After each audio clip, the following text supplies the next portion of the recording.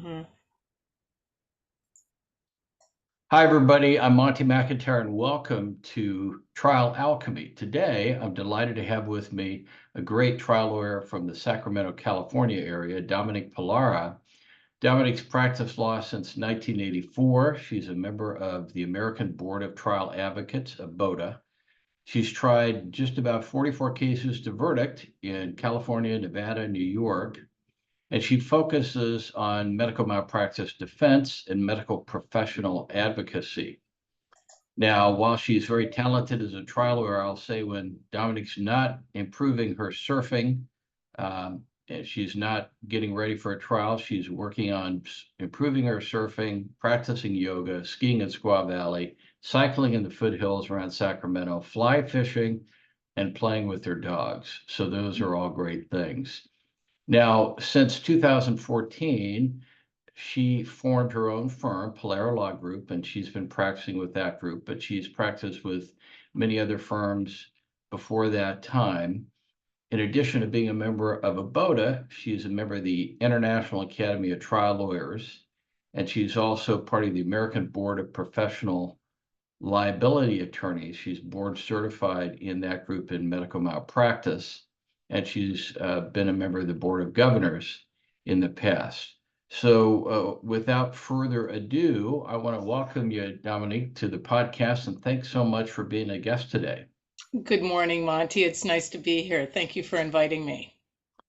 Well, we'd like to start off the podcast with a question, and I know you've had a lot of trials, but when you think back on your trials, what is one of the most satisfying trial victories you've had in your career? So I would say that there's been two of them. They've all been memorable, but I had a trial a number of years ago where I was representing a pediatric cardiac surgeon. And it was a very sad case involving a young baby who died in the middle of a surgery. Mhm.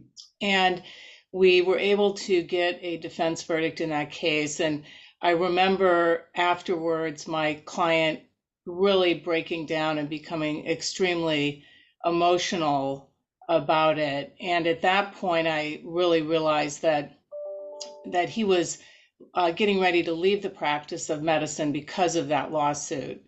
And because I was able to defend him successfully in that case, it really changed the trajectory of his decision in that way. Wow. And then I tried a case in May and June of 2022 after the pandemic, where I was representing a cardiothoracic surgeon in an extremely complicated case involving not only a lot of medical issues involving a acute aortic dissection, but I was called on to learn about weather patterns, helicopter emergency flights. I had to cross-examine a 747 pilot.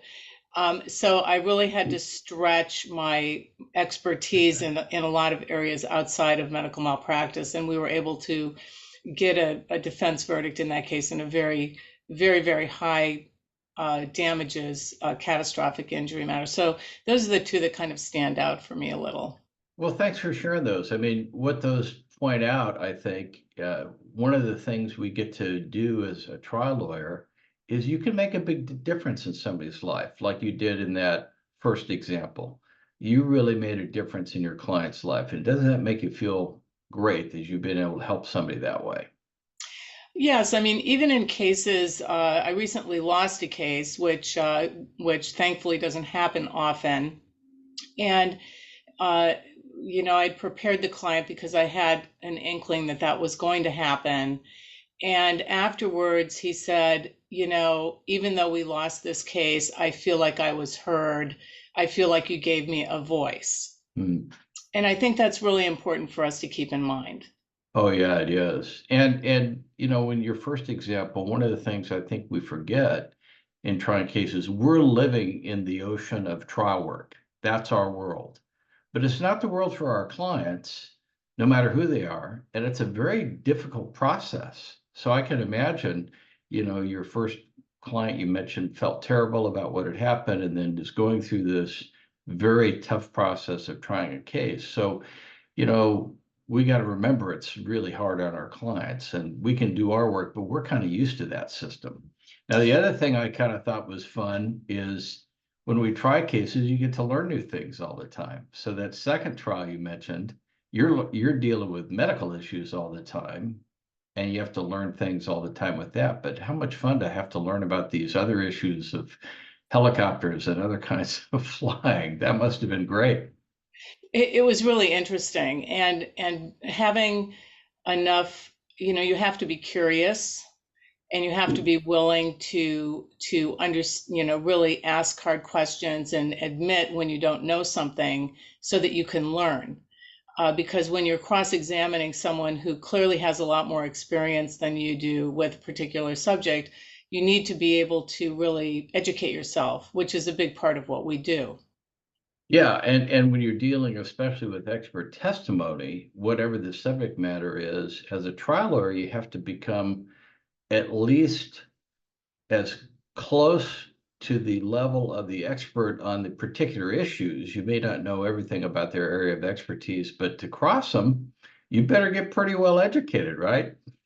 Absolutely. And particularly, I mean, that goes with any area, whether you're talking about biomechanical issues or you're Yeah, talking about accident reconstruction, or you're talking about areas of medicine. So, in the medical malpractice arena, it is not unusual for me to come up against a plaintiff's attorney who really doesn't understand the medicine and right. cannot even uh, enunciate the words properly, which clearly shows their lack of knowledge.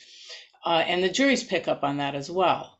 So it is very, very important for you to be able to, when you're cross-examining an expert, they have to know that you know what you're talking about, or they will walk all over you. And if they do it in front of a jury, you can be embarrassed by that.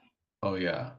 Well, let's talk a little bit about medical malpractice. And you've done medical malpractice defense, and I started off doing medical malpractice defense, but I also did throughout my career a number of plaintiffs' cases. And I think one of the things you see on the defense side a lot is plaintiffs' lawyers who may have handled other PI cases, auto, other injuries, and all that. They may get involved in a medical case because something bad happened, but it can be very easy for them to misunderstand that a bad result doesn't mean there's negligence. And it's a very different world than medical malpractice. Isn't that in your Absolutely. experience? Absolutely. I had a case, this was a number of years ago, where a woman did have a less than optimal result from a hand surgery. And one day I pick up the phone and someone on the other end says, "When are you going to pay me some dough?" And I'm like, "Who is this?"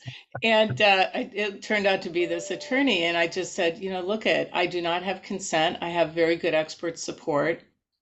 And I ended up non-suiting him on the first day of trial because he just didn't have the juice. And what happens, I think, is that plaintiffs' attorneys who are not familiar with medical malpractice, they get into a case because someone does have an injury, and sometimes a very bad injury, but they haven't gone through the analysis of linking up a breach in the standard of care with causation and damages, and they can end up spending a lot of money in those cases because it requires expert witnesses, sometimes in many different specialties, to prove their case. So it's a problem for them. Well, I'll give a tip to our listeners if they're looking at a potential plaintiff medical malpractice case, and I'm sure you'll agree, Dominique, it's what they have to do even before they decide if they would take the case is get all the medical records, and they should have it reviewed by at least one expert who's probably going to deal with the major issue and get some confirmation that this is a case where there seems to be significant conduct below the standard of practice for the medical issue involved. And you have to be tough on your potential medical expert because you want them to tell you the truth. You want them to be able to hold up in a cross-examination. And only if those things turn out to be positive should you go forward with the case? And if you don't have experience in medical malpractice, a lot of these younger plaintiffs lawyers will say, oh, this is a bad injury, I could just file the case and move on. But then you kind of get into all this whirlwind of stuff you've described, right?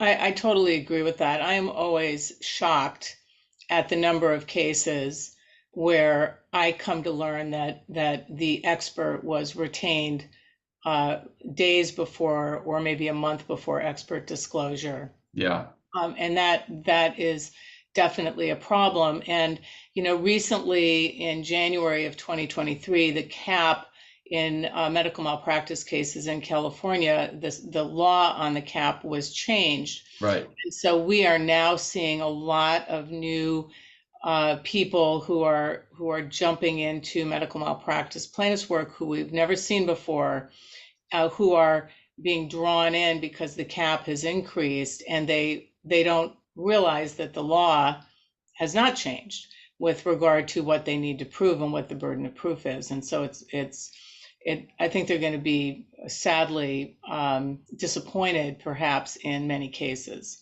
Well, and as you know, and I know, the new law is going to keep increasing that non-economic damage number for several years throughout the next 10 years. And that's probably going to bring even more people in as it keeps going up. But back when I was a young defense lawyer, at least about a third of the cases we would see on the defense side were really cases brought by somebody who was mostly did plaintiff's PI, didn't know the issues at Mad Mount, and there really wasn't merit to the case, but I don't know that they knew it. I don't know if it's changed in your experience, but that was my experience years ago. I would say that with regard to the number of people that I'm seeing that I do not know, that number is relatively small, but it is increasing. Mm-hmm. What I would say is that, generally speaking, I would say about 15 to 20% of the cases that I see are meritorious cases, and the rest are not. Mm-hmm. And we get a lot of those cases dismissed ultimately. And because the physician in California, by statute and by policy, by contract, they hold consent. Right. So it's not like an auto case where the driver does not have consent or control over what happens. So yeah, that's a big difference, because in an auto case, the carrier will just decide to settle or not. Doesn't matter what the policyholder thinks. But in the med mal case, the doctor has to give his or her consent.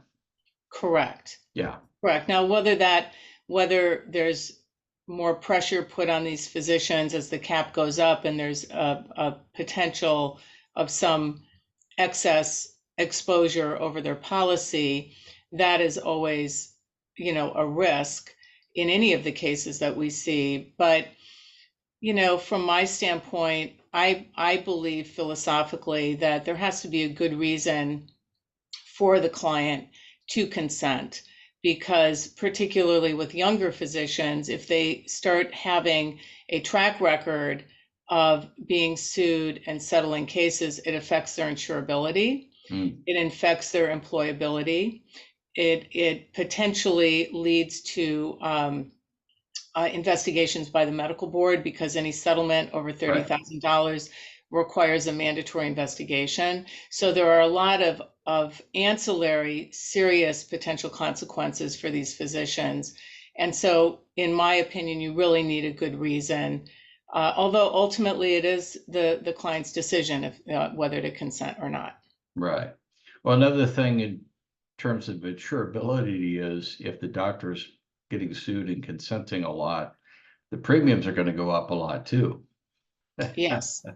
So there's Well, a and financial cost. right now, the reason that may not be as significant these days is that we are seeing fewer and fewer physicians who have solo practices or small group practices.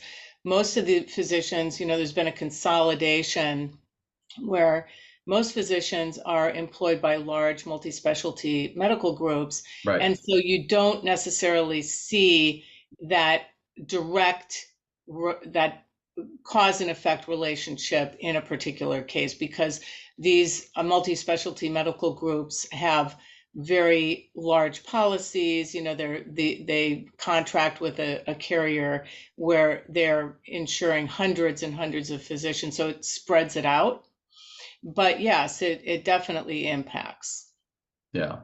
Well, let's talk about as you're getting ready for trial, and you're trying cases all the time each year, and I know you're getting ready for some in the near future. So, um, you're probably preparing for trial from the beginning of the case, which I think all good ABOTA lawyers do. But there's certainly this time where you're getting prepared near the end, whether it's a month or however long you need to take for that trial.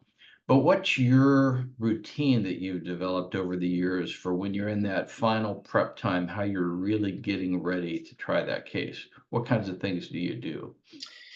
So one of the first things I do is I sit down again with my entire file, and I read the entire file. I read the complaint, I go through all the pleadings, I go through all of the discovery, and I'm always asking, am I missing something? Or Mm. is there some piece that I think I'm going to have a problem with from an evidentiary standpoint? Am I going to have a foundational problem? Because I want to be able to try and address those before any discovery deadlines are passed, right? Right. Then what I do is I sit down with the deposition transcripts, and I am very old school. I do not let anyone else page line my deposition transcripts. I will sit there, I read every deposition transcript myself, and I kind of highlight things, notate it, and then I will go back a second time and I actually dictate my page lines myself. I think that that is absolutely crucial because you need to know what the questions and answers were. You need to commit those to memory when they're significant, and you need to make sure that you have a good grasp of what each witness is going to say and where there are holes in what they've been asked. Okay, so I think that's really, really important. And then as I am going through that, I typically keep a running memo of motions in limine that I'm thinking of Right. during the course of the case, just so that I don't forget something. But then I go back through and I review the motion in limine list. I update it. I think about that. And then I am talking with my experts to make sure they are prepared, make sure they have everything they need. Of course, we've typically produced them for deposition. And so we've had conversations with them in advance of that to make sure that they're, the last thing I want as an attorney is to get to expert disclosure and for the expert to say, what do you mean you disclosed me as an expert? I'm not supportive. Or what do you mean? I never agreed to appear at trial. And that did happen to me once early in my career, which was really a learning, a lesson for Oh, me. yeah.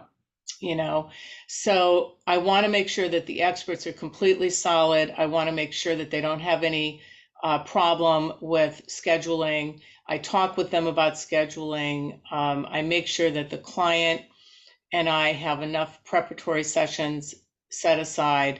But really, the starting point for me is going through the transcripts, going through the pleadings, and making sure that I have all of that organized. And that's when I'm really kind of developing a list for cross-examination, Yep.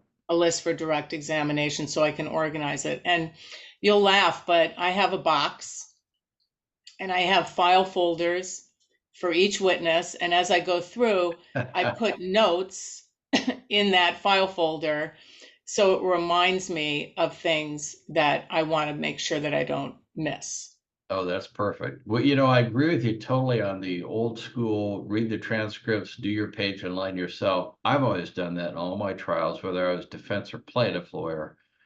And I know there are some attorneys who have other people, lawyers or paralegals, make page and line summaries, but I think you really have to know that testimony.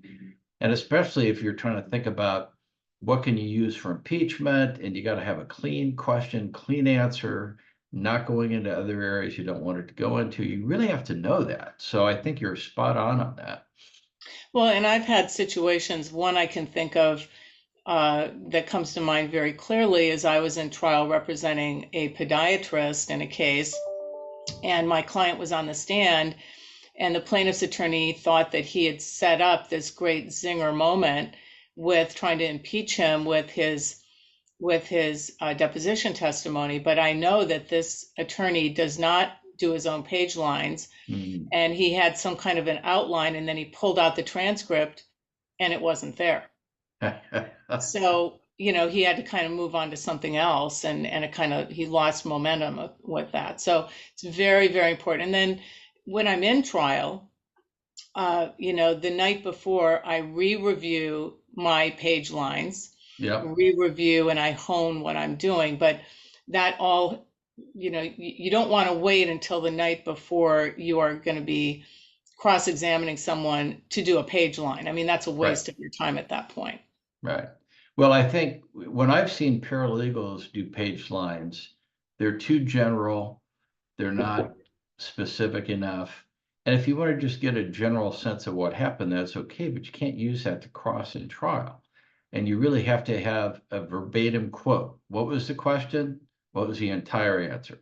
And only by having that can you really know, can I use this? Is this helpful? Is this got crap in it I can't use in doing a cross or trying to impeach? So I think you're right. You really have to know that. And you can Well, get and in if I trouble can, like that lawyer did if you don't know it. well, and this, if I can go back, because very important for young lawyers. Right. And I will never forget a case that I was involved in when I practiced back in upstate New York. And I thought I had this great question and answer. It was an auto case.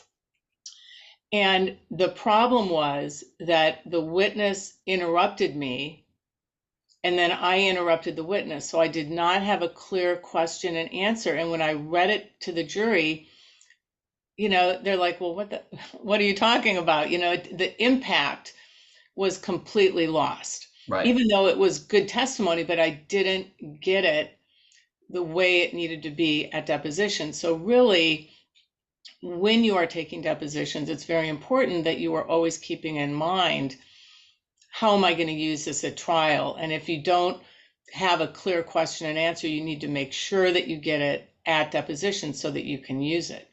I agree with that. And you really have to be determined and persistent at depo. So it's common for a witness to interrupt or for them to go off the reservation with their answer.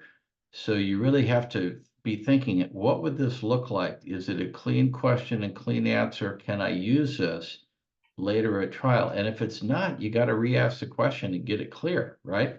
Absolutely. And you can do that, you're not being nasty about it, but Right. you can be just firm and persistent.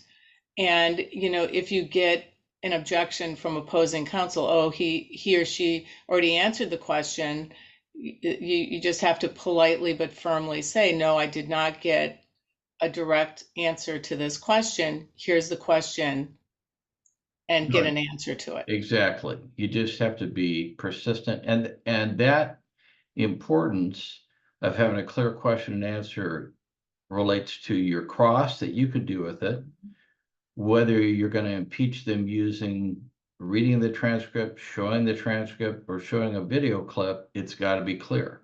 It Otherwise, it's does. not real helpful, just like you had in that one trial. Hmm. Yeah, Well, absolutely. well, that's great. And I think that's some good tips for folks. So in terms of when you're also getting ready for trial, I'm sure you've done this from the beginning of the case, but I'm sure you've developed some trial themes for the case, and you may have different themes for different kinds of issues in different kinds of cases. But what are some of the trial themes that you found to be useful and effective for you in your trial practice? You're gonna laugh at this a little bit because my theme is pretty consistent. Okay. And my theme is that my client is a compassionate, caring, competent physician who did his or her best in this situation.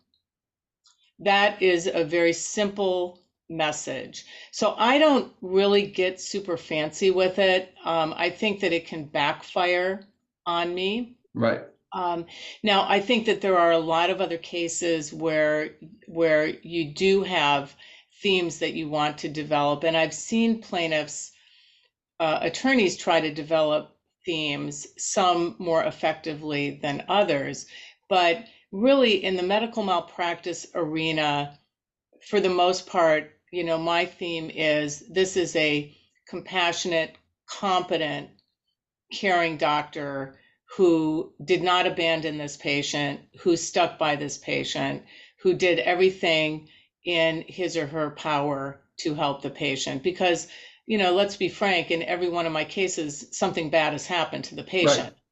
Right.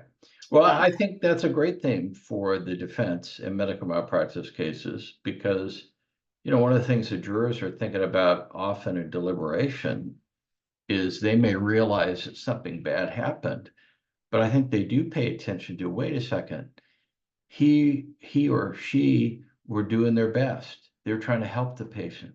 They're trying to help them and something bad happened, but they were, using their training and didn't get the result that everybody wanted. But, I think that's a very powerful theme for the defense. So it makes sense to me that you're pretty consistent with it.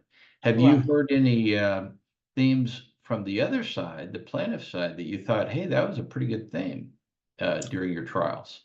so I think one of the most effective themes for a plaintiff's attorney in a medical malpractice case is when they say, we're not disputing that Dr. Smith is a good doctor, but Dr. Smith just simply, you know, missed the ball or made a mistake in this Right. case that fell below the standard of care and it caused serious injury to my client.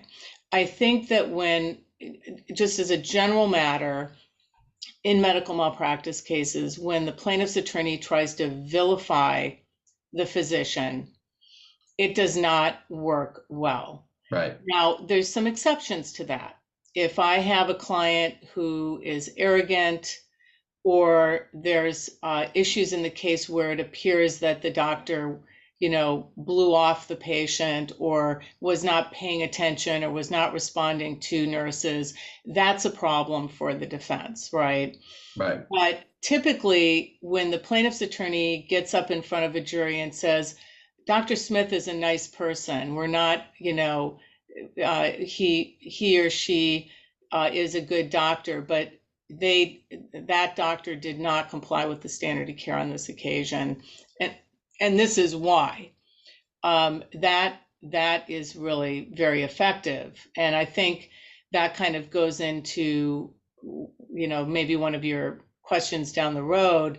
I think that jurors these days are less tolerant of mistakes, even when it's a mistake that is reasonable under Mm. the circumstances. They are expecting a higher degree of perfection from medical professionals these days, and they are less tolerant when there is something that has, when there has been a complication, even if it's a recognized complication, or even if it's something that is extremely rare and the physician didn't diagnose it. I think that they are having trouble dealing with their expectation and the realities of the practice of medicine. So is that change of the juries being a little tougher on, bad outcomes? Is this something you've seen since we've come out of COVID, or was this starting to happen even before the pandemic in your practice? I wouldn't say that it is, a direct correlation with the pandemic. I think that people's frustration and dissatisfaction with medicine in general started before that. Right. Having poor access to health care, going to emergency departments and feeling like they haven't been heard, waiting long periods of time, having negative experiences with their loved ones perhaps having complications. I think that's been happening for a period of time, but I think the pandemic exacerbated it significantly. And so, once the courts reopened, I think we started seeing a lot more significant verdicts against healthcare providers. And whether it's a direct corollary, I can't say, but, I also think with a younger jury pool, more millennials who are now on juries and their expectations about everything is different than perhaps the older generations who typically sat on juries. I think that that's also part of what we're seeing as far as the change in how they perceive these cases. Yeah, that makes a lot of sense. So thanks for those observations. So when you're, I know every part of the trial is important, Dominique, but when you're thinking about your trial experiences, what would you say, in your view, is the most important part of a jury trial, and why do you have that view? So I know most people say, oh, it's jury selection or it's opening statement. I think those are important, but I really think that the cross-examination and direct examination of the plaintiff and the defendant are crucial parts of the case. I think that they are absolute potential turning points in the case. And I've seen it both ways, where a plaintiff has taken the stand and you can just feel the jury turn in a way either for or against that person. And similarly, when in my case, the physician or the healthcare provider is on the stand, you can palpably feel a change in the jury based upon how that witness testifies, how they communicate with the jury, and so forth. So I think that really those are parts of the trial that people may not think are as significant as they are, but you can lose the case very quickly or win the case depending on how your client performs during their testimony. Oh, yeah. Well, that's great. Now, in terms of your direct examination, when you're doing direct and how important that can be, what are you trying to accomplish, and what's your strategy for that? So the first thing is that I want my client to really come across as being an empathetic, compassionate, caring physician, number one. But also, I want to elevate that witness to really teach the jury about the medicine. So I try to interweave in the direct examination, having them testify about, let's say it's a spine surgery, having them teach the jury about the anatomy of the spine, have them teach the jury about the surgery that they performed and how they did it, really making it very tangible for the jury. Because let's say in a surgery, it's something that involves a lot of touch, Right. a lot of sensory perception. And so I want to bring the jury into the operating room. So, and really jurors are quite fascinated. They really want to do the right thing. They really want to understand what happened.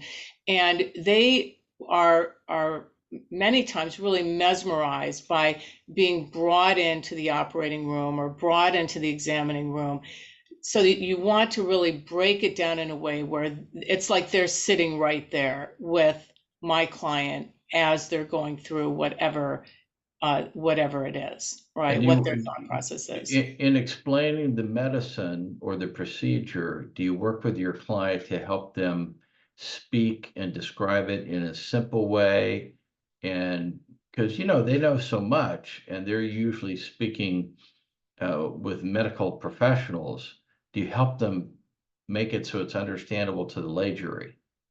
Yes, I mean, you don't want it to appear that any of your witnesses, whether it's an expert or your client, are talking down to the jury. Right, What I find is that because so much of what physicians do is is something that it's just second nature for them, that they don't really understand how to break it down.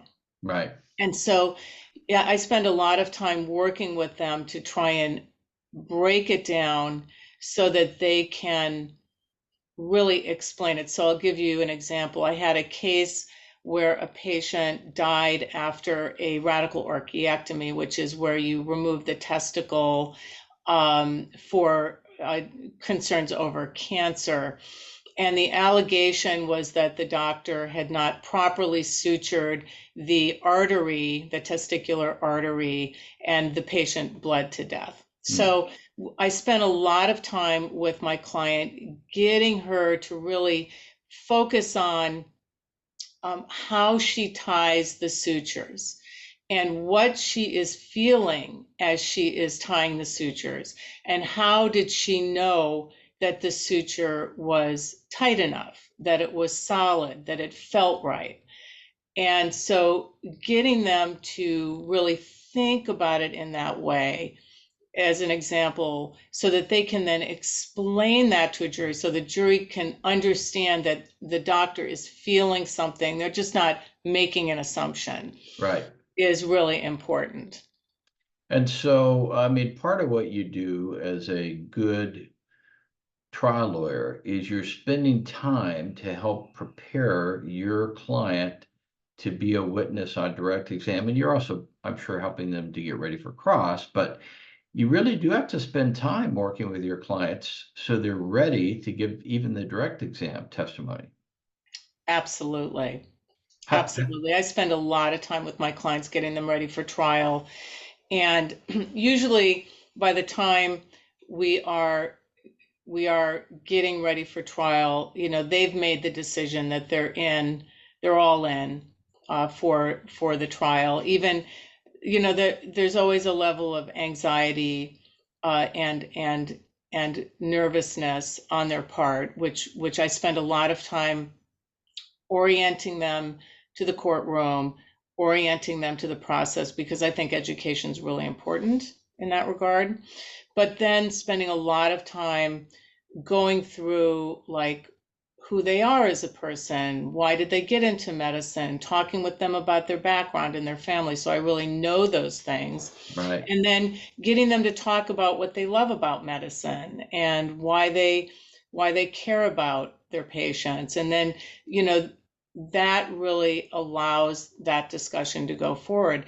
But it's a balance, because I don't give them a list of questions that I'm going to ask them. Right. What I explain to them is that, look, you need to trust me that when it comes time for direct examination, it's going to be like we're playing a game of catch.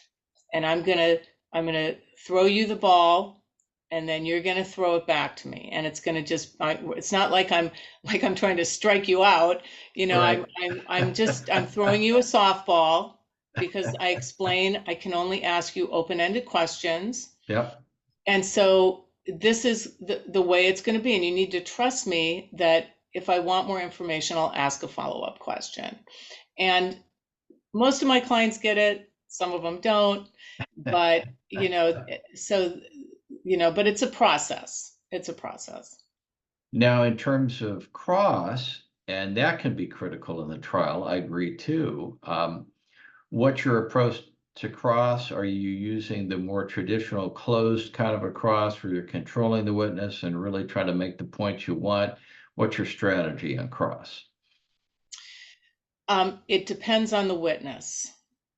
All right. So typically, I have taken, let's take experts, for example. Typically, Right. I've taken the most significant experts, the standard of care experts, the causation experts. I do have associates that work with me, or more junior attorneys that work with me on every case, and I want them to get the experience of taking those important depositions. But when it's particularly in a high exposure case, I want to take those depositions. And so if it is an expert that I consider to be extremely dangerous, where I know that if they're given an inch, they are going to just walk through it, and they're going to try and, hit me over the head with a sledgehammer, I am very, very, very careful. I spend a lot of time getting ready for cross-examination, and I try to, I may start out with a more expansive outline. I am not one of those people who has a photographic memory. I rely on notes. I rely on outlines because I'm always afraid that I'm going to get lost or I'm going to forget something. So I will have an outline, and if it is a very, very dangerous expert where I'm very concerned, I always have my deposition transcript with things flagged where I know that I can impeach them. I have those references in my outline, and I have the deposition transcripts ready to go, but I will ask them verbatim the question that I asked them at their deposition and get them to agree with it, right? And I don't try to make a lot of points with those experts. I try to limit the damage and get in and get out with them, right? Because I know that that's dangerous. Now, there are some experts where they're really not very well prepared, and you can get them to agree with you on a lot of things. So I like the strategy of starting out with some experts and saying, let's see what we can agree on here, and get them to agree with me on a number of points. And of course, I've already got that in the deposition, but you would agree with me this, you would agree with me this, et cetera, et cetera. And then at the end, then I try to make the points that I think I can make with that expert. So you can't use the same strategy with every witness. Right. You have to really have a sense as to what you're going to do. And then, for example, if I have a case where there are young children or even teenage children who are being put on the stand that are a plaintiff, I typically do not ask them any questions. I will simply get up and say, I'm very sorry for your loss. I don't have any questions, and sit down, something like that. Yeah, that makes a lot of sense. So yeah, you're right. You have to use cross in some different ways, depending upon the witness and what you think you can accomplish. And certainly with very experienced experts, you better be very careful because they know how to open a little opening and just barrel through it. And you don't want that. Right. And there's some where, you ask them, they can get in trouble with that, right? So if, I think jurors are very perceptive. If they think that a witness, including an expert, is not answering a direct question. Right. And you may know that that expert is not going to answer the direct question. And so you ask the direct question and they dance around. You ask it again and they dance around. And of course, as you are in trial, you're getting a sense from the judge. So there are some judges who will never strike a non-responsive answer. Right. They just won't. And so towards the beginning of the trial, you may try it and the judge will overrule your objection and deny the request.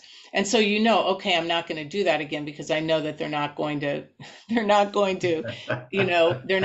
sustain that Right. objection, right? But if I have a judge where they show a willingness to do that, then I will ask the direct question, they'll dance around. I'll ask the direct question again, they'll dance around.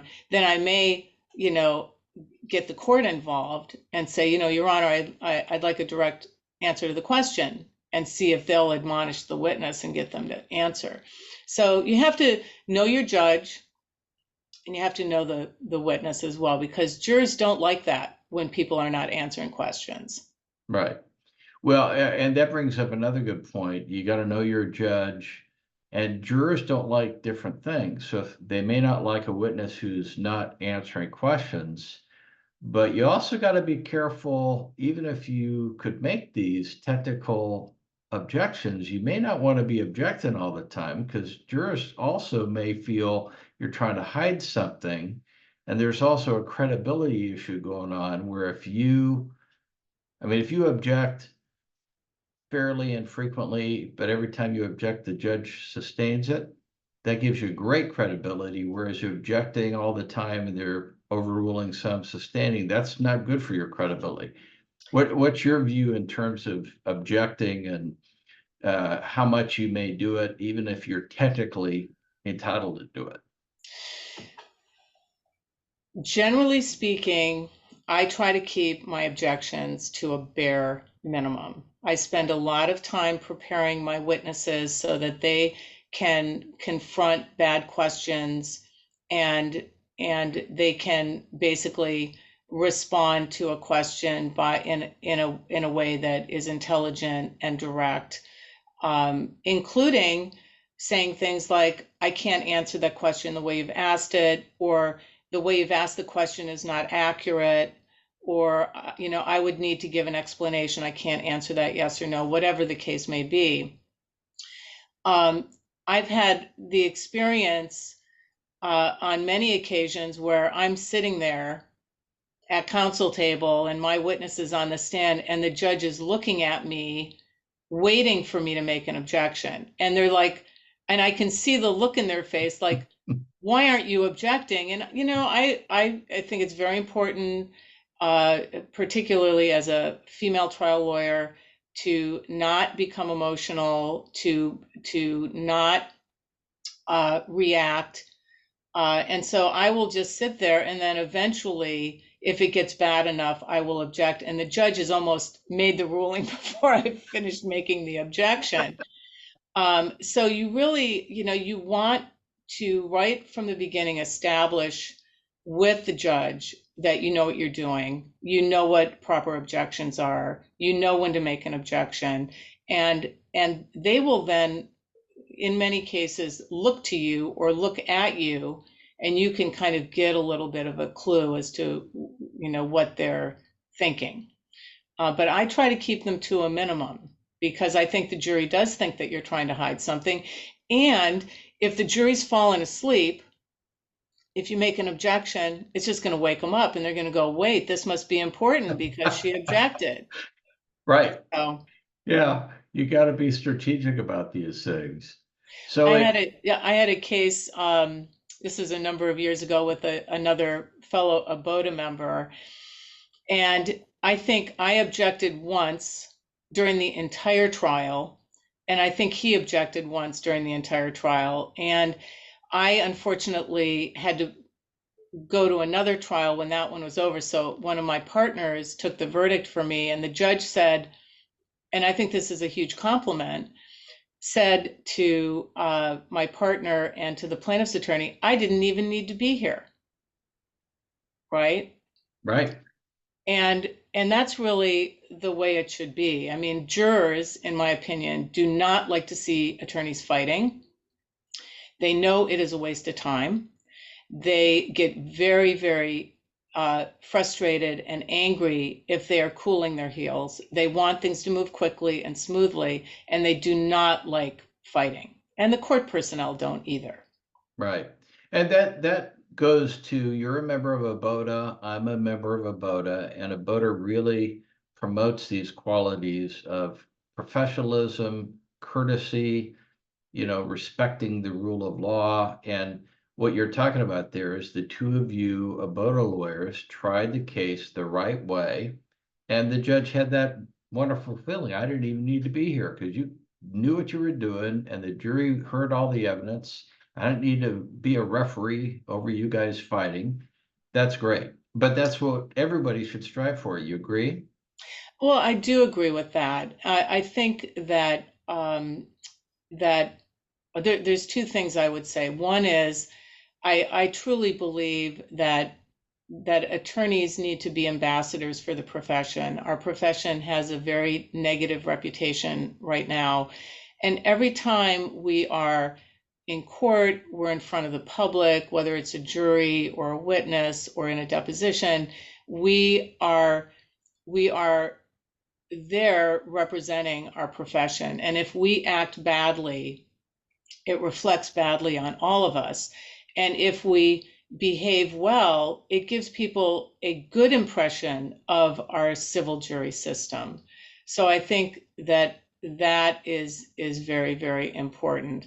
I also think that um, it's easier on us as lawyers. I mean, what we do is extremely stressful, and it is something that leads to a lot of problems, psychiatric problems, substance abuse problems for attorneys. And if we are being acrimonious, I mean, we are in an adversarial system. So Right. there is adversity because we are representing different parties in a dispute. But if that becomes personal, or if we are not being civil in the practice, it really, I don't want to go to sleep at night and have that on my conscience. I want to treat people respectfully and be treated respectfully. And I feel that it's just better from a mental health standpoint. Yeah, I think that's a good point. It's not only the right thing to do to be professional, courteous, and all that, but it vastly reduces the stress in your life because litigation has plenty of stress by itself. And you're going to make it a lot worse if you're fighting over everything, if you're not being cooperative, if you're being combative all the time. So, yeah, I think it's good for your health, mentally and physically, and it's good for everybody else, the system and the parties and the juries who are having to listen to people in trial.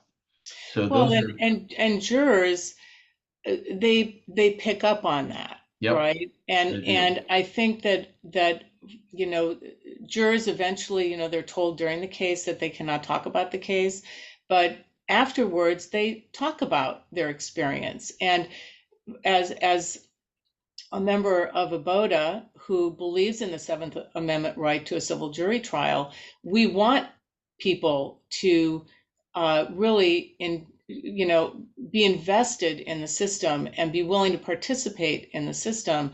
And if it's an unpleasant experience, it is something that will not ultimately be supported. I mean, we need to make sure people talk in a favorable way about their experience. And most of the time when I talk with jurors after the fact, they were glad that they did it. They were glad that they had the experience and they learned a lot from participating, and they felt this sense of honor and responsibility for being a judge in a case. I mean, I think that's important for us to keep in mind. That is, and I've had that reaction from jurors too, and I have the maybe not common experience of I got to serve on two criminal juries in the early to mid 2000s, and I was impressed by both because I thought both in deliberation and during the trial were paying attention, but in deliberation they were trying to follow the instructions and were very conscientious.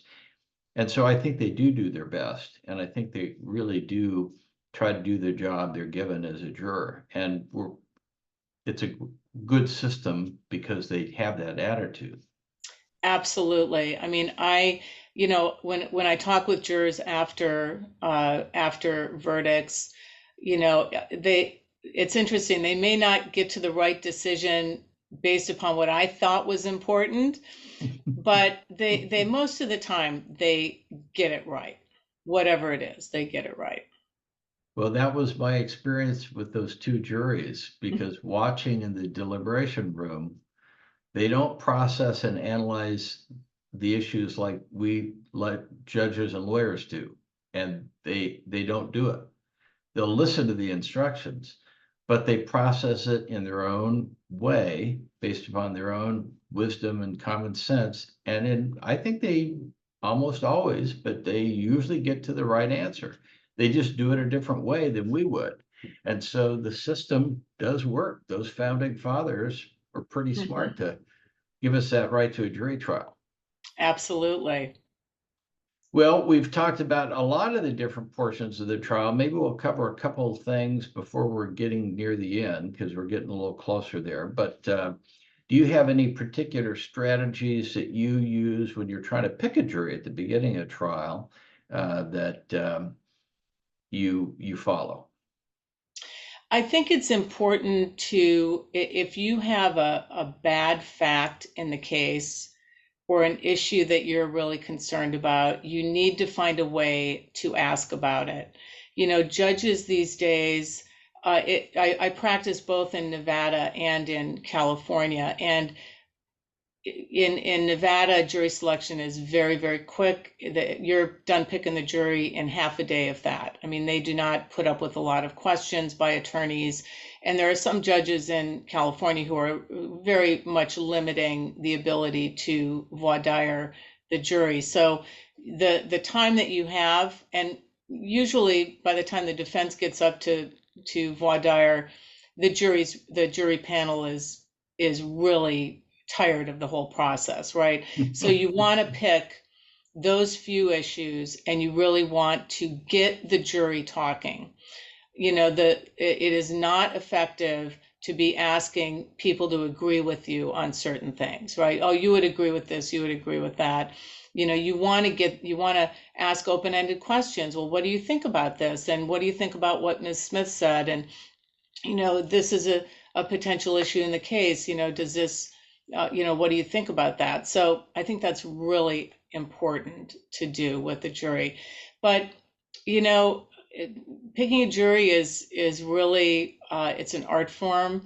There are people that I think will be really great on a jury that end up not being great on juries. I remember thinking in one case, oh, this is an airline pilot. He's going to be really by the book, and voted against me in the case, you know, because there were other issues. So I think that as a defense attorney, we commonly think, oh, people with more education are going to be better for the defense. I don't necessarily think that anymore. Hmm. I think that's kind of gone out the window a little bit, but I try to look at each person and get them talking a little bit so I can try and make that connection with them and see if I can get a feeling from them. Great. So we've talked about lots of parts of the trial, but when you're at the end of the trial, you're making your closing argument, and you also know the plaintiff's going to get an opening closing and a final closing. What's your strategy for your final argument? So when I do my opening, I think it's really helpful, and what I find to be very effective is to use a timeline or a chronology. So then when I am doing my closing, I have tried to fill out that timeline with with either pertinent exhibits or pertinent testimony that's come in so that I can put it together for the jury. I try to keep my closing to about 45 minutes, although recently the cases that I've been involved in have been so complicated that that has been difficult. But I think the jury gets very, very tired.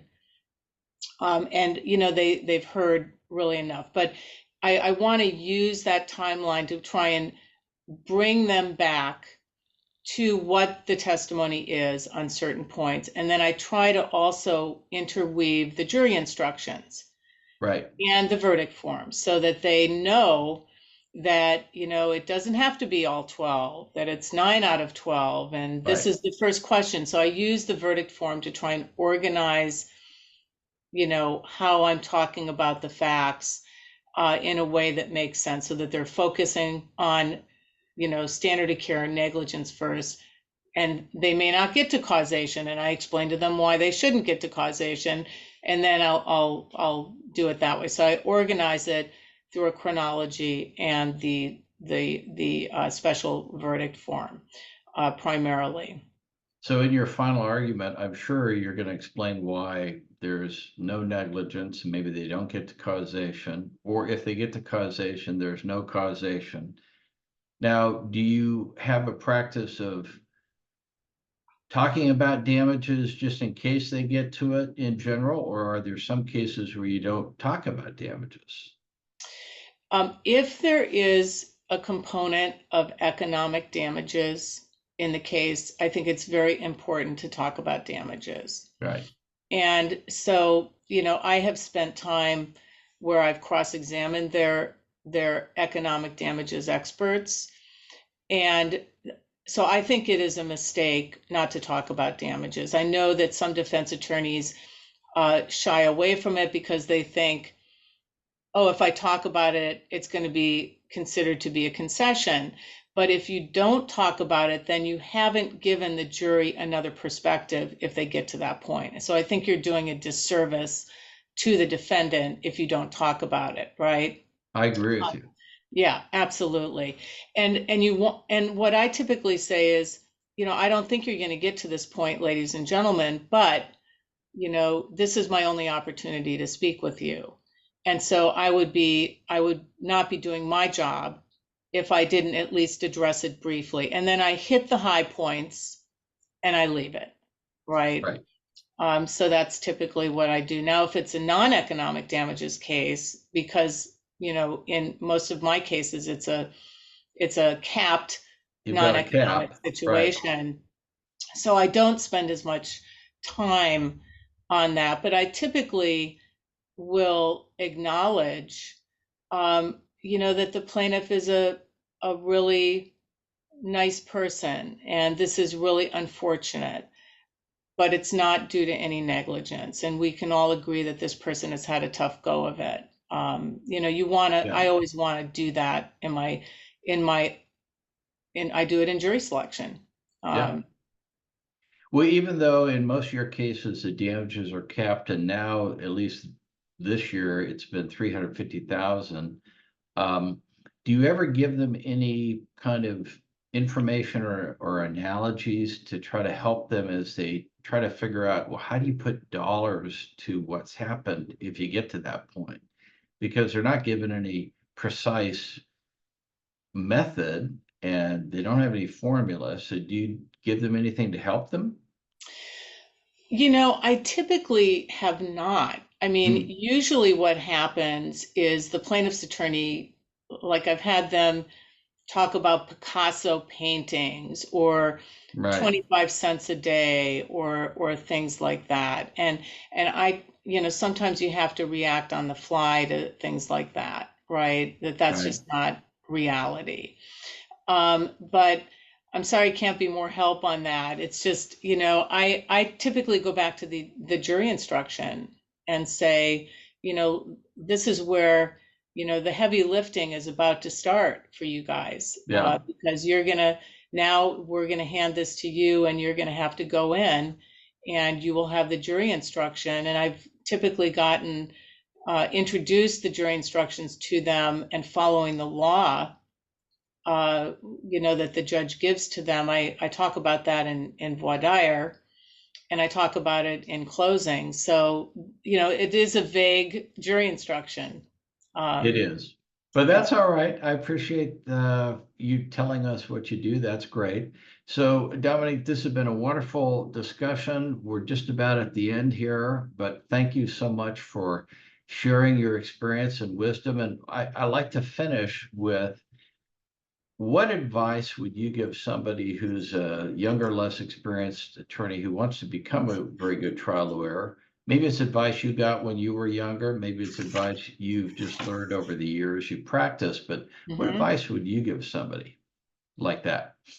Sure. I have two things that I would say. And the first thing is that you need to be flexible.